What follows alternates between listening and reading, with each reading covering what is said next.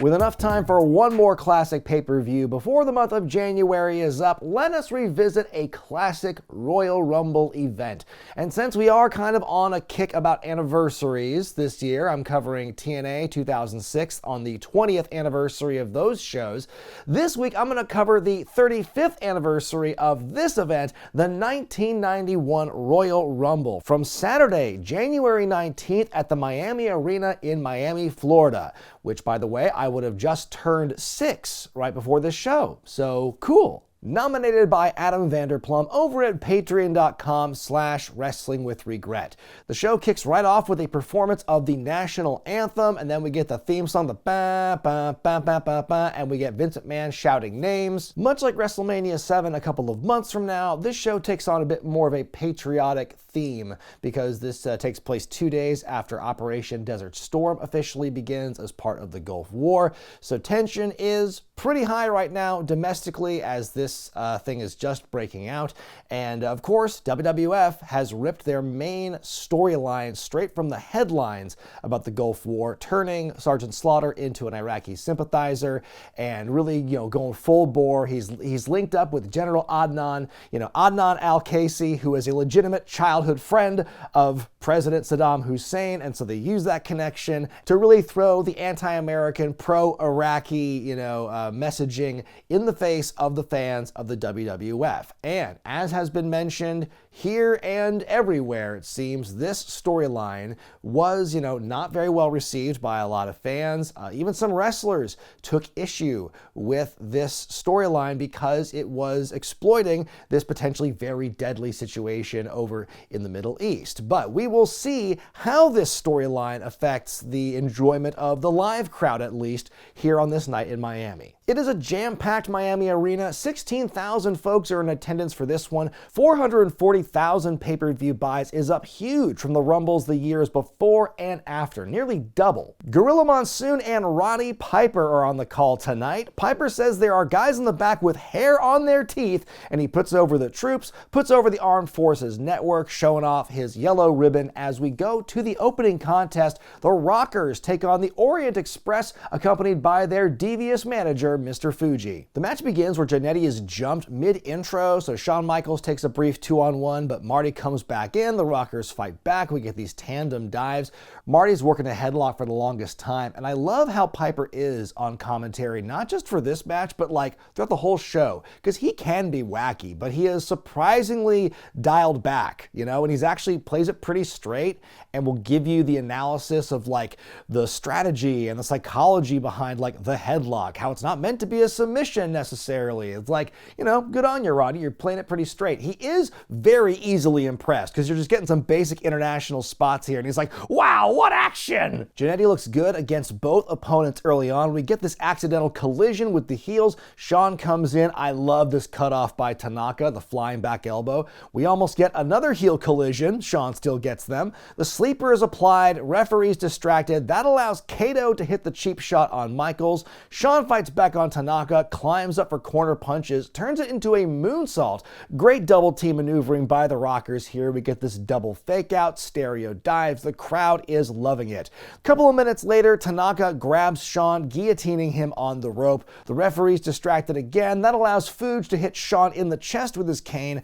More heat on Shawn. Tanaka's working the neck. The crowd is just really working hard to will, the Rockers will Shawn into a comeback here. But at this point, I'm just getting really distracted by one of the hard cam angles, the fact that it's just a little bit off kilter, so you get this tilt the whole time for that camera. That was really pissing me off. I love this sequence where Shawn is reversed into the corner, does the flare flip to the apron, then gets kicked back in by Tanaka. I love that. Orient Express grab Tanaka's black belt. They go for a double line and miss. Shawn drops onto the belt, which causes the two baddies to collide.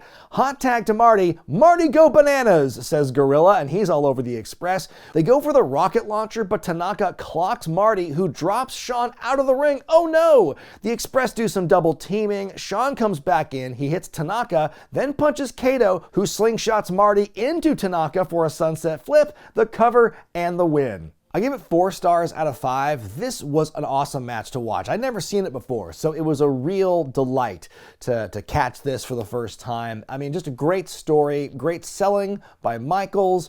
Beautiful tag team sequences just littered throughout this thing from beginning to end. It was so well done. I loved it to pieces. Yeah, definitely. What a great way to start this show. Just some rip-roaring tag team action. We go backstage where Sean Mooney is interviewing the Macho King Randy Savage, who says, "I'm the greatest World Wrestling Federation champion ever. I'm the #1 contender for the title, and I don't care who wins the title because I've got a commitment from Sergeant Slaughter where he says if he wins, I'm the #1 contender.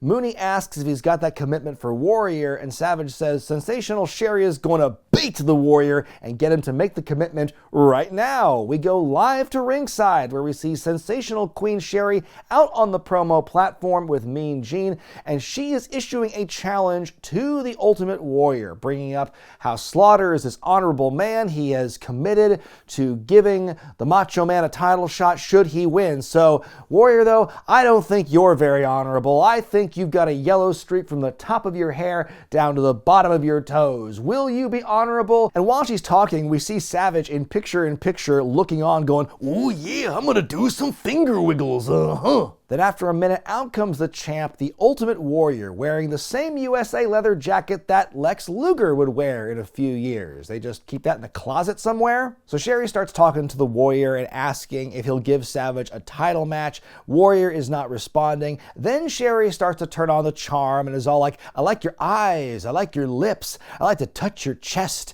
That's a real quick turnaround from being on the microphone and saying, "I think he's a cowardly piece of shit," to going, "Ooh, Warrior, sexy man."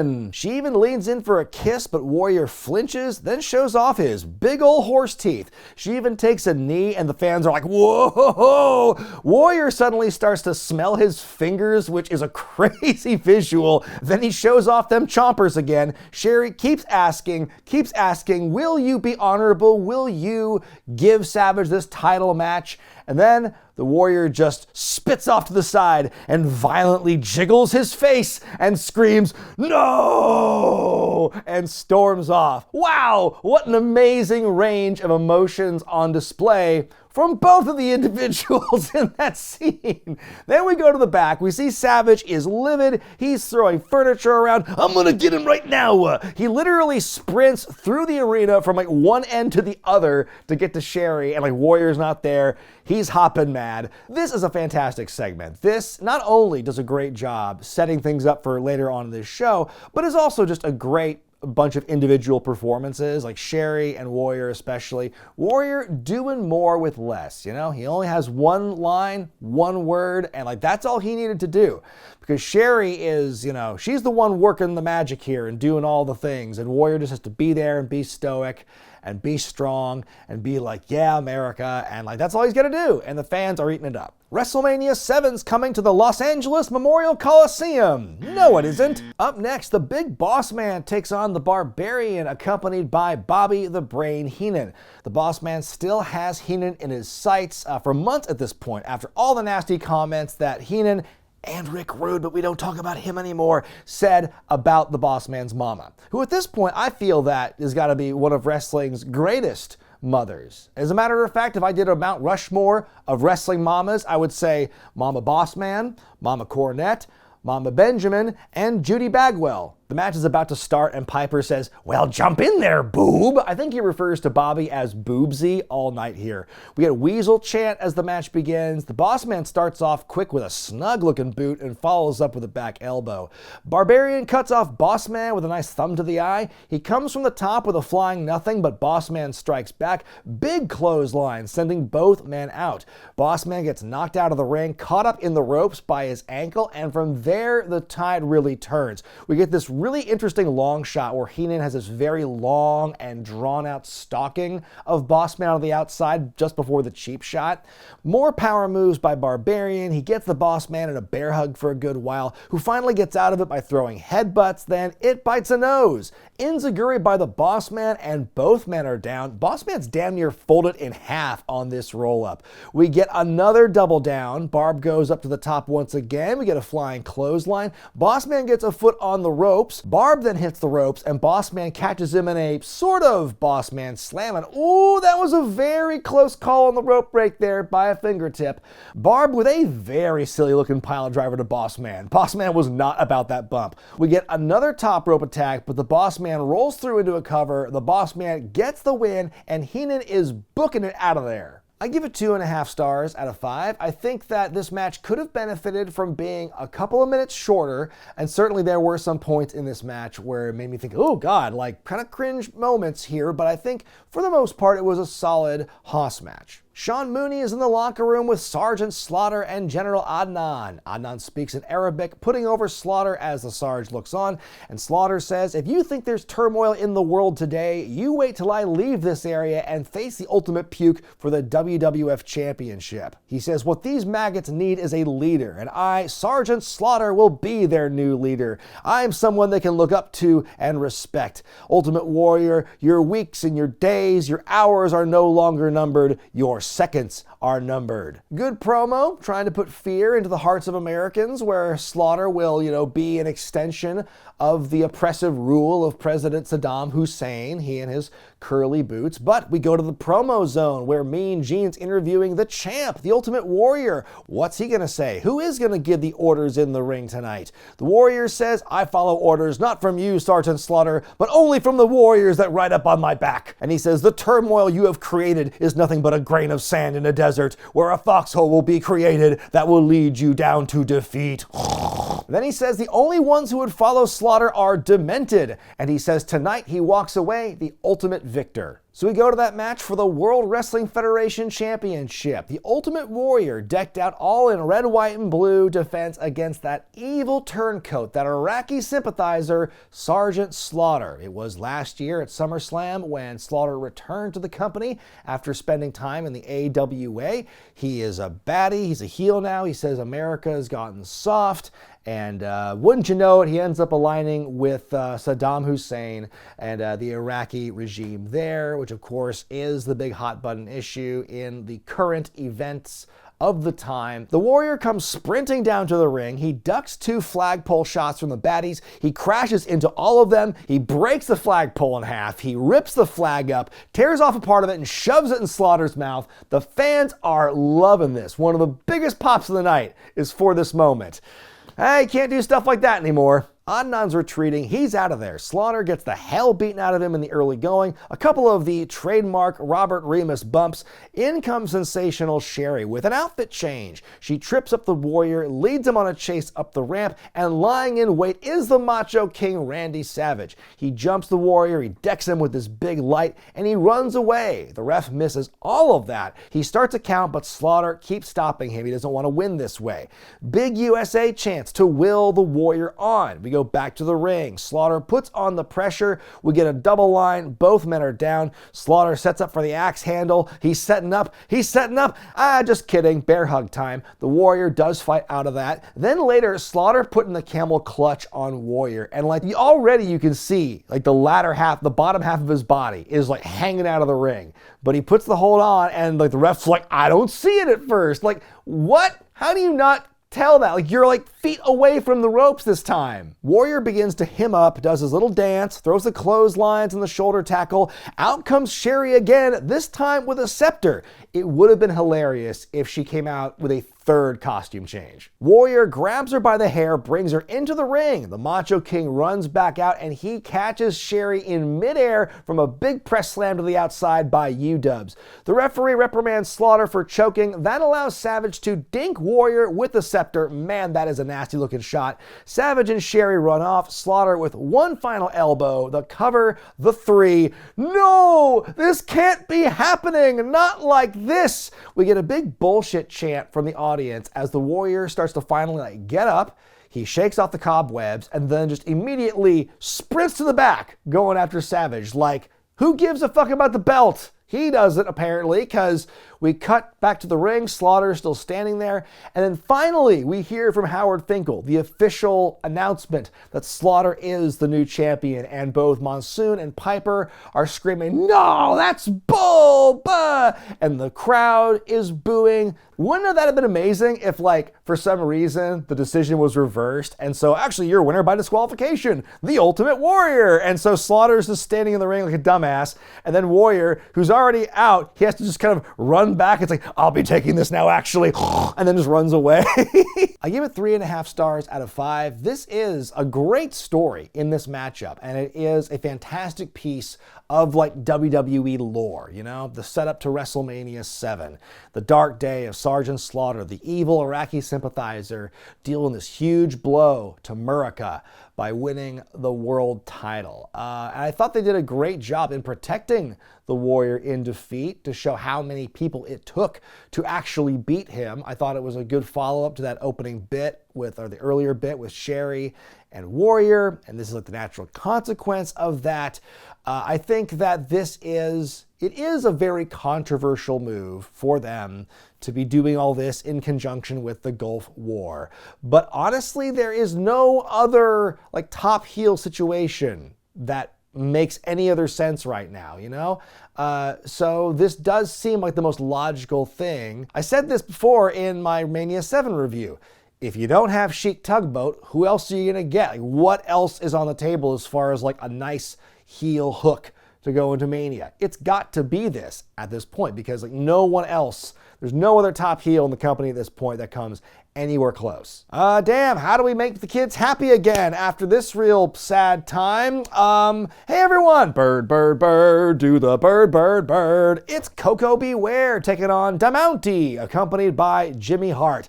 Man, what a great answer to a trivia question this match is. I have to say, this match was cut from the VHS release. Can't imagine why. And as you know, the entrances are happening, we get more talk about the troops and whatnot. And Piper has this message to the troops. And he says, "Hey, when you come home, we'll get you a glass of skim milk. Maybe something besides skim milk. Hamburger." Koko starts off hot against Mountie. Nice drop kick to the mush. Goes to run at him, but he takes a backdrop to the outside. Huge elevation. Jimmy Hart with a distraction allows Mountie to hit Koko with the cattle prod, and wow, this is a terrible shot of that. The Mountie then doing a passive control technique, aka a shit iron claw. Man, Texas Tornado must be pissed. The best part of this matchup here is Jimmy Hart at ringside just yelling at Frankie going, "Hey baby, look at him Frankie, look at him, Birdman's in trouble baby, ha ha ha." Jimmy Hart talking mad shit to a parrot is the best thing. The Mountie with a real weird move. Looks like he's checking Koko's oil at first, then does a pump handle, then Mountie goes, "It looks pretty good now," then throws him out really awkwardly. Then he goose steps? Huh? Koko fights out of a pile driver attempt, starts to flap his wings, nice neck breaker. He hits the missile drop kick. He even lands on his feet. He gets distracted by Jimmy on the outside, but he's playing possum on Mountie. Koko runs the ropes. Mountie hits like a running choke slam or face slam or something, gets the pin and the win. 1.5 stars out of 5. This match is in the death spot. You know, like, what else can you do after, you know, Slaughter Warrior and after the evil guy wins the championship? You gotta, like, let the fans have time for an emotional break. And, like, you know, the Mountie is relatively a new character here, but, like, otherwise this match is forgettable, if not for Jimmy Hart yelling at a parrot. Backstage, Sean Mooney is chastising the Macho King for interfering in that title match earlier, and Savage says, "No one says no to the Macho King." And he says, "Let him cry. He should have made the commitment." Then we hear banging on the locker room door. Macho and Sherry take off. We then go back to Gorilla and Piper. They talk a bit about what happened with the title match. And then we go back to the promo zone where Mean Gene is with the new champion Slaughter and General Adnan. Slaughter says he gives the orders, and while everyone else was aligning with the ultimate puke, Sergeant Slaughter was digging in. And he says, "Unlike other military leaders, I have no boundaries. When I say I'm going to crush or destroy someone, you know I'm going to do it." And then he says that's an order, and Adnan wraps it up with many, many jubilant exaltations. Piper, how do you respond to that? No, stick it in your nose! Hey Regretters, big news! I'm headed to Oberhausen, Germany this March to film a documentary all about WXW's prestigious 16-karat gold tournament. Click the link in the description or scan the QR code to learn how you can help support our adventure, get early access to the doc, exclusive footage, and limited edition merch. Thanks, and back to the video. Time for a 5-minute intermission. We hear from some fans afterward who have well wishes for the troops fighting in Desert Storm, and then we hear from just some of the Ramble Rumble participants, beginning with Jacob the Snake Up Roberts. He's got his vision back, and he will cut through the other 28 men to get to Rick Martel. Earthquake says to bring them all on. Hulk Hogan, I'm going to jump even more for you. Greg Valentine's a babyface now, and he's going to bring the hammer down. The Texas Tornado is a tornado. The Legion of Doom is a roller coaster and you don't want to ride them. Brother Love says The Undertaker will bury all 29 opponents. Then they'll be Resting in peace. Hacksaw Jim Duggan shouts a lot and punches his 2x4. Rick the Model Martel is very shiny. The British Bulldog is glad he's a bulldog. Bobby Heenan talks up the Intercontinental Champion, Mr. Perfect. Then we wrap it up with Tugboat, who says, if it comes down to you and me, Hulkster, noise! We then go back to the Crow's Nest. We see Gorilla and Piper talking about the upcoming tag team match. Piper says that he and Virgil had a little chat over Din Din yesterday, talking about pride and what things money can't buy. Interesting. Backstage, Mooney is talking to the $1 Million Man. Ted DiBiase says his bodyguard Virgil will fare very well as his partner. Why does Virgil team up with him tonight? Why does he wipe the sweat off his brow and the dog mess off his shoes? Why does he take the abuse that I give him? This is why. And the Rhodes will soon discover a bond thicker than blood, and that's the bond of money, evil laughter. In our next matchup, a blow-off to a half-year-long feud as Dusty and Dustin Rhodes, father and son, team up to take on the $1 Million Man, Ted DiBiase, and Virgil in their first ever tag team match together. Who can forget last year's SummerSlam when DiBiase bought the services of Sapphire out from under Dusty Rhodes' nose? And then, of course, at the Survivor Series, Rhodes and DiBiase captained their respective teams against each other, which, of course, featured the debut of The Undertaker. But this is the first time that Dusty and Dustin are teaming up here. Dustin Rhodes, 22 years old yet, not quite the natural, far from being Gold Dust or Black Rain or any of that stuff. He is just getting his teeth cut in this business, and he's recently showed up on TV to team up with his dad against DiBiase and Virgil. But why are they having him talk like Dusty Rhodes? Blood is thicker than water, and the blood in my father's body is the same blood that flows through my veins. Ted DiBiase and Virgil, this Saturday night, the Royal Rumble! But at this point, the real big story in this match is the brewing tension between DiBiase and Virgil, because, of course, this is a union that's lasted for years at this point in the WWF. Virgil has always been the silent, obedient manservant. As of late, though, as the last weeks and months have gone on, DiBiase has been piling on the abuse, showing even more disrespect toward Virgil than before, and we're seeing Virgil start to really take offense to this. You hear the fans wanting Virgil to stand up and protest against this asshole, but he hasn't done it yet because, DiBiase's holding all this over him. It's like, think about your family, think about your poor mother that I'm helping you get money for, ha ha ha ha. And so Virgil continues to take this abuse, but how much longer will he do it? The heels try to jump the Rhodeses early on, but it backfires, and wow, here's a pair, the young lion and Rhodes going against one of the most awkward moving men in Virgil. Dustin knocks Virgil around a bit, drives him outside. DiBiase gets in Virgil's face now, tells him not to be an embarrassment. DiBiase works over Dustin for a little while, but then he finds himself getting ping-ponged by father and son. Dustin rams his knee into the turnbuckle. That gives Virgil the chance to attack it, wraps it around the ring post. DiBiase sets up Dustin. Virgil goes to clock him, but Dustin ducks and he hits his boss instead. Ted slaps up his manservant a bit, which gives Dustin the opening to tag in his dad, but he's in there for maybe 20 seconds before he runs into the turnbuckle. DiBiase rolls him up, grabs the tights for the win. And then after this one shot here where he's checking on Dustin, we can say goodbye to both members of the Rhodes family in the WWF for a very long time. After the match, Ted has the mic and tells Virgil to grab his $1 million title and to put it around his waist. They are really taking their time with this. Ted continuing to berate Virgil as he's taking his time outside the ring thinking about it. The fans are shouting, they're clamoring for it. Piper is shouting at Virgil not to listen, to be a man, to have pride, to stand up for yourself. And so slowly but surely, Virgil does bring in the title belt, and he stands there though, and he just drops it in front of Dibiase. And at the same time that he drops it though, somebody from the crowd throws a piece of trash and hits Dibiase in the back with it. So I don't know if the fans are popping for the trash being thrown or the belt being thrown on the ground, because they happen really close to each other. But then Ted yells at him to pick it back up, and he goes, "Need I remind you about your family, about your mother?" So Virgil thinks about it, he drops to a knee to grab the belt. Dibiase starts to cackle, he turns around, he says, "Everybody has a price," but as he's doing that, you can see the look change in Virgil's face. The fans are already responding to it. Virgil blasts Dibiase with the belt, and the crowd explodes as Virgil silently, coolly makes his way back up the ramp. Okay, so the match itself, I'm going to give 2 stars out of 5. Virgil, you see how he works in this matchup? That's as good as it's going to get. He never really gets better than this. That's part of why he didn't wrestle for a very long time in the WWF. As far as Dusty and Dustin, we're not going to see them for a while. Dustin will come back in a few years as Goldust. Dusty will arrive much, much later as kind of a coach position once FCW becomes a developmental territory. But this is, they will be back in WCW very soon, will the Rhodeses. This is, of course, the big story is obviously Virgil's face turn. Something like 3 years in the making at this point.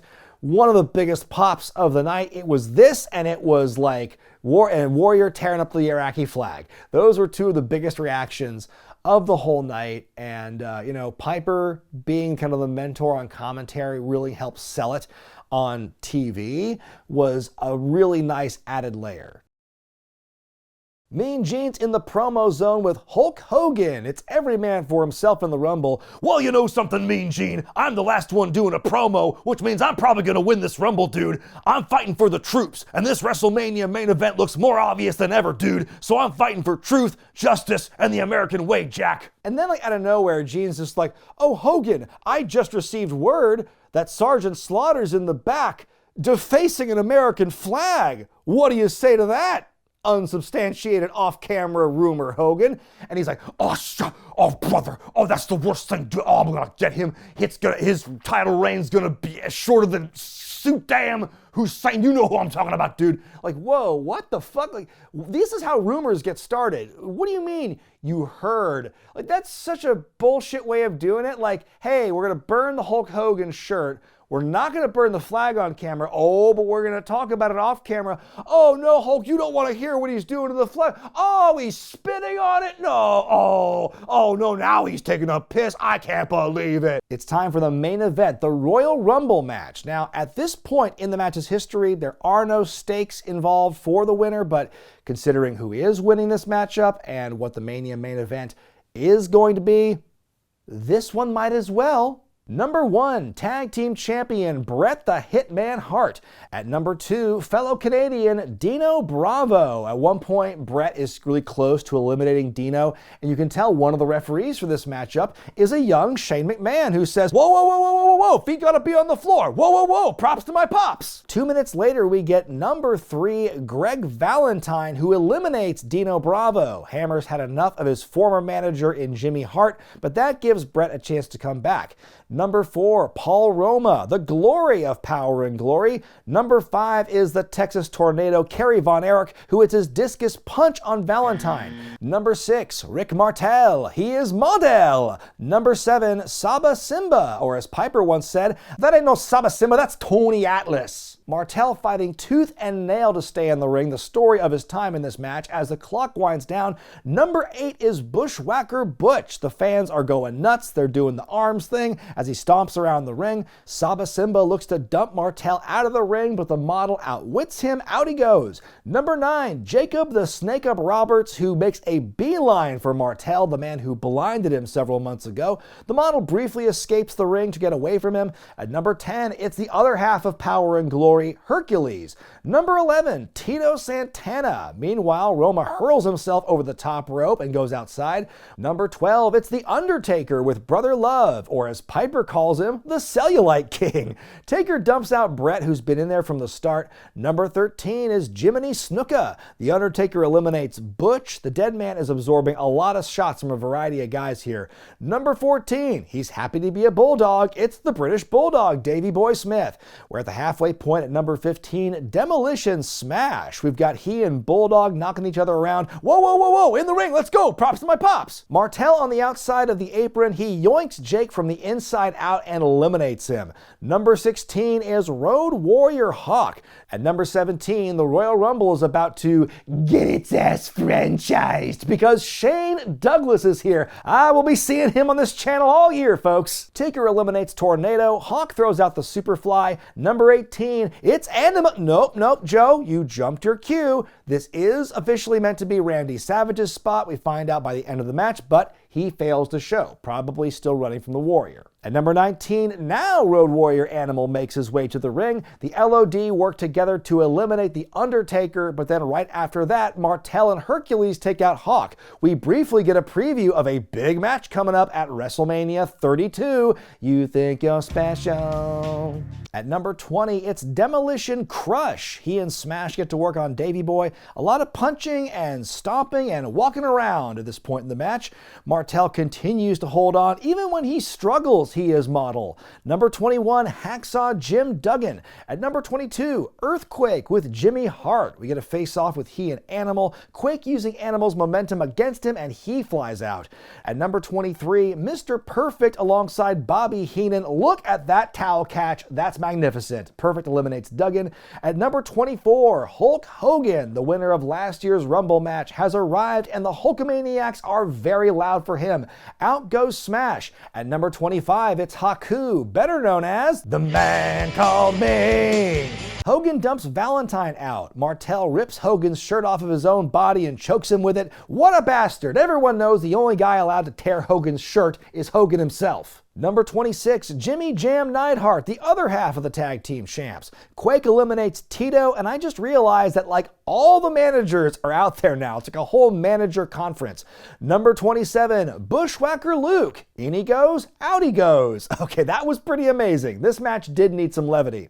Number 28, Nasty Boy Brian Knobbs, who's actually filling in for the Honky Tonk Man in this matchup. Honky was advertised to be in the match for weeks. He was even on TV doing guest commentary in like the weeks leading up to the pay-per-view. But the day after Christmas, Honky quit the company for a while. So yeah, he's not in this match, but Brian Knobbs is. He gets his shit wrecked immediately, just a bunch of guys all over him, but he manages to eliminate Hercules. At number 29, it's the Warlord. He makes a beeline for his rival in the Bulldog. Can't wait for their match at Mania. Crush is standing over Hogan with the corner punches. Hogan dumps him out into the floor, but Crush takes a really scary looking fall on the way out. Good Lord. Hogan ducks nothing from the Warlord and eliminates him. And finally at number 30, it's Tugboat, who goes right after the Earthquake. Knobbs eliminates Shane Douglas. The camera totally misses it. Oh no, they didn't get my moment. Tugboat nearly eliminates Hogan, and then Hulk's like, what the hell, brother? Out you go, dude. Bulldog drop kicks Perfect out of the ring. Martel eliminates Anvil. Bulldog eliminates Haku. The model goes up top. Bulldog shakes him down, then knocks him off onto the floor. And with that, Martel becomes the new record holder for the Rumble match. He's the first one to go longer than 50 minutes in the Rumble, and he does hold the record for a while, for the longest time. Bulldog's dumped out, and we're quickly down to the final three. Knobbs, Quake, and Hogan. And you know what? You got Jimmy Hart on the outside there. And if the Earthquake, God rest his soul, if he were still alive, this right here would have been a scene from Hogan Knows Best just waiting to happen. Hulk takes the big sit, but he hims right up. We get a double line. He boots Knobbs out of the ring. A boot to Quake. He's weebling. He's wobbling. Hogan goes for a slam, but he gets smooshed. Quake with more attacks. Hits a big old power slam, but then Hogan hims up again somehow. And then Piper has this delivery of, look at that, which is just amazing. Look at that! Another boot, Hogan with the body slam. He clobbers Quake from behind, Earthquake tumbles out, and Hogan is your winner. That's 2 Rumbles in a row for the Hulkster. Peace in the Middle East, dude. As we fade to black. So there was a lot of points, especially in the latter half of this match, where it felt like things dragged,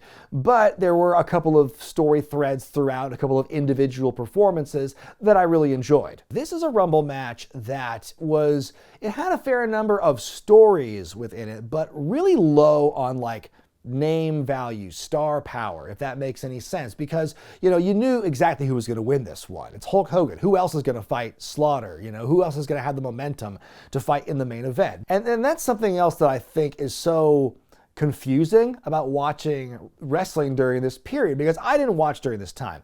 I had no concept of what was going on at this time when I was 6 years old. So I don't know what it was like back then, but I know everything I've read and everything I've heard about this time period is that people didn't like it. It was controversial, this and that. But it's like, why does this Royal Rumble have such a huge buy rate compared to the years before and after? And the Mania buy rate for Mania 7 is down from the year before and the year before that, but also Mania 8 is less than that. So you're telling me that Sergeant Slaughter portraying an Iraqi sympathizer and them exploiting this really serious war is technically better for business than Hogan versus Sid and Savage versus Flair? That's what these numbers tell me.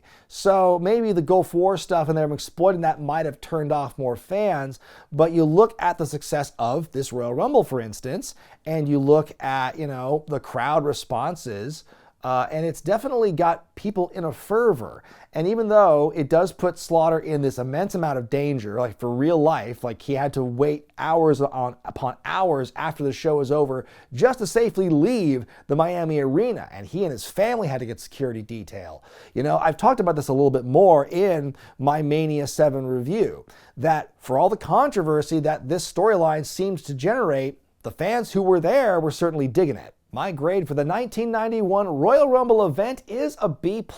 I think that even though the Rumble match itself is not one of their best, I think it's just kind of in the middle for me, but I think the rest of the overall package makes it a very strong contender in the overall, Rumble pantheon. I think that opening tag match with the Rockers and the Orient Express was fantastic. That turn that Virgil did on Ted DiBiase, that is one of the top moments of the entire year. And of course, Warrior and Slaughter, as controversial as the storyline is, I think it's a great piece of storytelling, a great piece of business to set things up for Warrior and Savage and for Hogan and Slaughter come WrestleMania time. Speaking of which, I did a review of Mania 7 last year. Of course, that show took place at the Los Angeles Memorial Sports Arena. And if you want to get my thoughts on what happened just a couple of months after this show, you can check out my review of it right here. But what did you think about the 91 Rumble and this review? Let me know in the comment section below. Next time we return to the Impact Zone for TNA Against All Odds 2006. Sting has retired after beating Jeff Jarrett at the last month's pay-per-view, and now Christian Cage hopes to finish where Sting began and knock Jarrett off for the NWA World Championship. Can he do it? We'll find out in 2 weeks for Against All Odds 06. But until then, I'm Brian Zane, and I'll see you next time.